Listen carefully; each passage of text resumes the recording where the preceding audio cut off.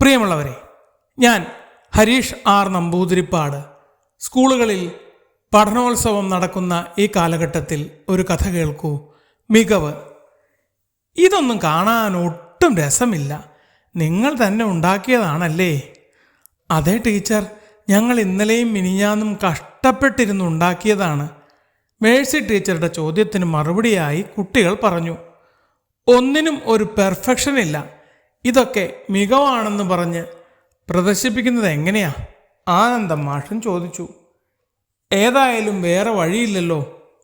ചിത്തിരപ്പാറ സൽക്കാർ LP സ്കൂളിലെ മികവുത്സവം ഗ്രാമപഞ്ചായത്ത് തലവനാണ് ഉദ്ഘാടനം ചെയ്യുന്നത്. കുട്ടികളുടെ പഠന മികവുകളും ഉൽപ്പന്നങ്ങളുടെ പ്രദർശനവും കാണാൻ രക്ഷിതാക്കളും എത്തിയിട്ടുണ്ട്.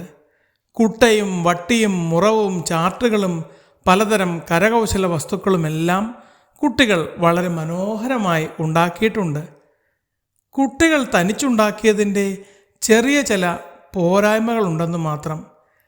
ഇലകളൊക്കെ വാടിക്കരിയാറായി. ഇതുവരെ നിരീക്ഷകർ വന്നിട്ടില്ല. സകലർക്കും ഒരു ശിക്ഷ തന്നെ. ചാന്ദിനി ടീച്ചർ ഇഷ്ടക്കുറവ് മറച്ചു വച്ചില്ല.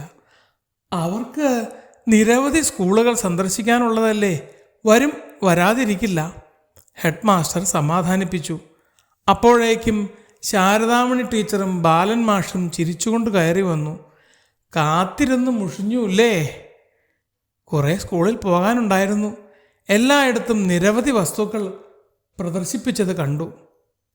ഇവിടെ അത്രയ്ക്കൊന്നും മെച്ചമുണ്ടാവില്ല മാഷേ. ഗീത ടീച്ചറുടെ വാക്കുകളിൽ നിരാശ കലർന്നിരുന്നു. അതൊന്നും സാരമില്ല എന്ന് പറഞ്ഞ് അവർ കുട്ടികളുടെ പഠന മികവുകൾ പരിശോധിച്ചു. ഓരോരുത്തരെയും വിളിച്ച് വിശദമായി ചോദ്യങ്ങൾ ചോദിച്ചു. ഒടുവിൽ മീറ്റിംഗ് കൂടിയപ്പോൾ ശാരദാമണി ടീച്ചർ പറഞ്ഞു, ഞങ്ങൾ ഇന്ന് സന്ദർശിച്ച 7ാമത്തെ സ്കൂളാണിത്.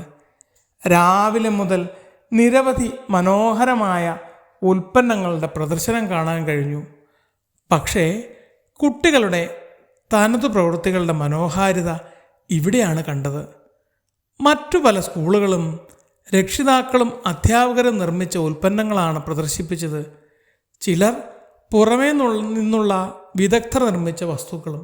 ഒറ്റ നോട്ടത്തിൽ തന്നെ അത് മനസ്സിലാക്കാൻ കഴിയും.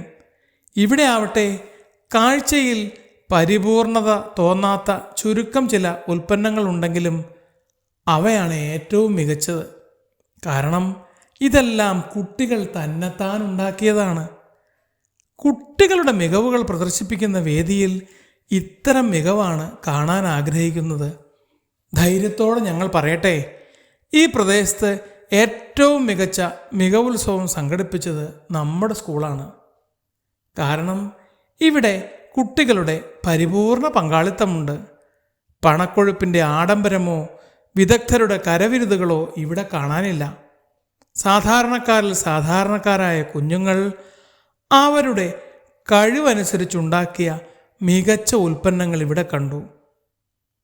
കുട്ടികളും രക്ഷിതാക്കളും ഒരുമിച്ച് കൈയടിച്ചു. അധ്യാപകർ ആശ്വാസത്തോടെ നെടുവീർപ്പിട്ടു.